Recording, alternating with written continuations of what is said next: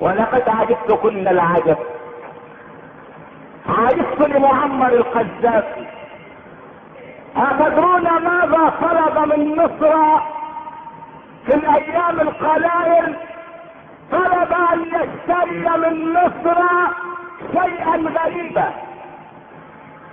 لو أنه أراد أن يشتري الأهرام أو أراد أن يشتري الترام أو أراد أن يشتري بعض الأرض لكان ذلك معقولا.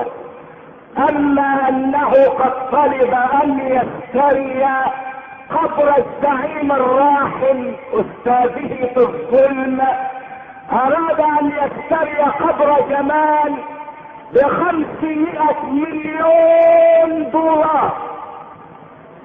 قبر يباع للقذافي ب500 مليون دولار. ماذا ستصنع بالقبر؟ ماذا ستصنع بالقبر يا قذافي؟ قال سأضعه في أكبر الميادين في بني غازي واجعله مزارا يزار كما يزار قبر محمد.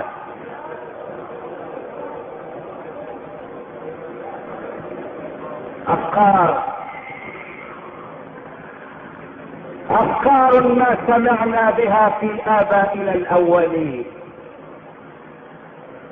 يا قذافي، إن كنت تريد أن تشتري قبرا فإن الحبيب محمدا نهى عن نفس القبور ونهى عن نقل الميت،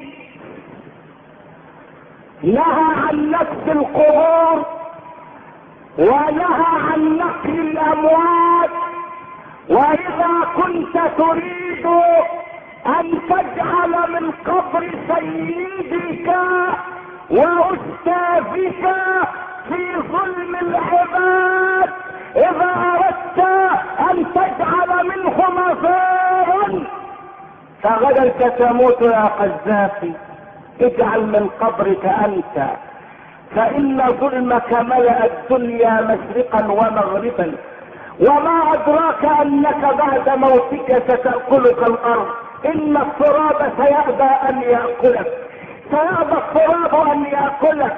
سنقول لك بعد موتك يا قذافي لقد الثرى جسمانه وتطهرا ورماه في دية المجاري منكرا. لا تحسبوا تحت التراب عظامه، أبت المقابر أن تكون له ترى.